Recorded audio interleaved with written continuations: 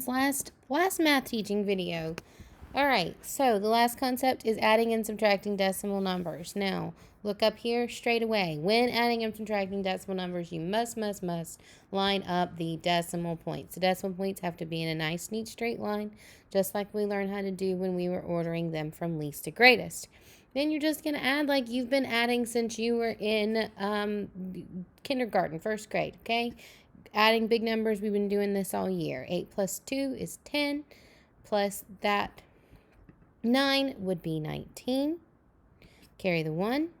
1 plus 7 is 8, plus 6 is 14, plus 1 is 15. And I know this looks really, really bad, but it's all right. Carry that 1.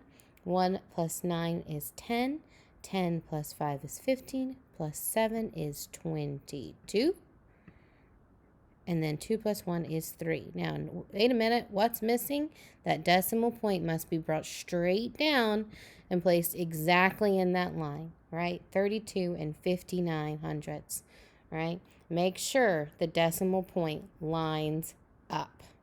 Subtraction, same exact thing, loves, except for now we're going to have to borrow. Decimal point is lined up. I have no problem with that, so I just need to subtract. 3 minus 2 is 1. I can't do 0 minus 5, so I must borrow. So this 7 becomes a 6, and I bring back my 1, so that becomes 10 minus 5 is 5. Then I cannot do 6 minus 9, so I must borrow again. Becomes a 4. And then 16 minus 9 is 7. 4 minus 1 is 3. And we cannot forget our decimal point, 37 and 51 hundredths. Now, it does get a little bit more tricky when it's a story problem, like you see here. Tom the turkey ran 3 and 21 thousandths miles this morning. Jake the snake slithered 4 and 89 hundredths miles this morning. How much further did Jake run than Tom? So I've already put these for you here so that you guys can see this, right? Now, this is Jake's time. He ran the most because it's how much further did Jake run than Tom. Now this, remember, I have to line up the decimal point, right? That decimal point is lined up. Notice, I put the bigger number on the top. 4 is more than 3 because this is subtracting, right? How much farther? That's a subtracting problem. Now, wait a minute, but Miss Foster, this one's missing something. Use your knowledge of what we did when we were comparing. What can I add right here? Oh yeah, a 0. And then I can subtract. No problems there. And then I can't do 0 minus 1, so I'm going to borrow, and Mr. Foster's going to have to wait. We're going to make this an 8. We're going to do 10 minus 1 is 9. 8 minus 2 is 6. 8 minus 0 is 8. And 4 minus 3 is 1. 1.869. And did we get it right? Yes, we did. Okay. Now, this one right here. Craig went to the store yesterday. He bought a pack of ice cream for 98 cents, a bottle of soda for $1.19, and a Lunchable for $4.89. How much money did he spend altogether? Clue word is altogether. So what are we going to do? We're going to add.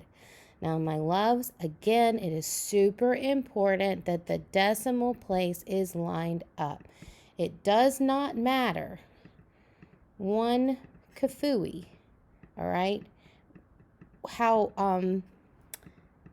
they look, because what order they're in this time, because oh my goodness, give me 1 second, guys.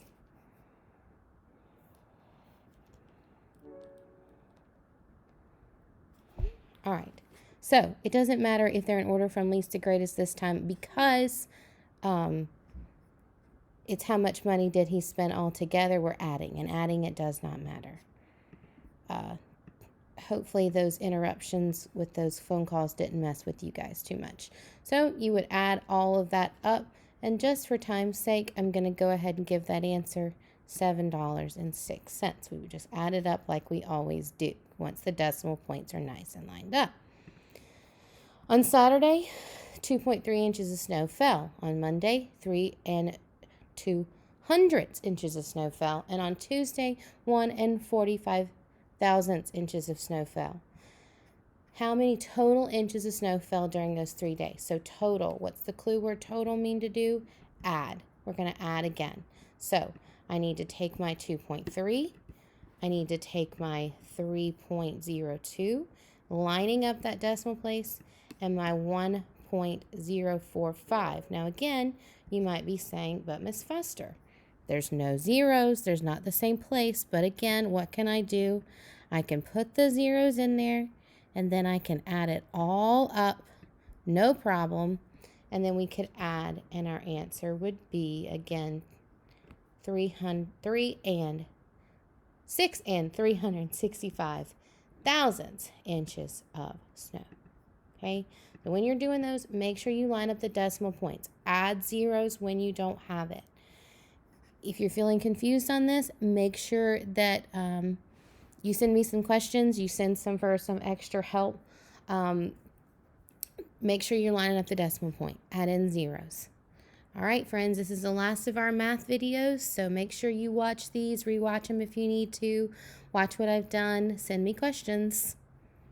Keep up the great work.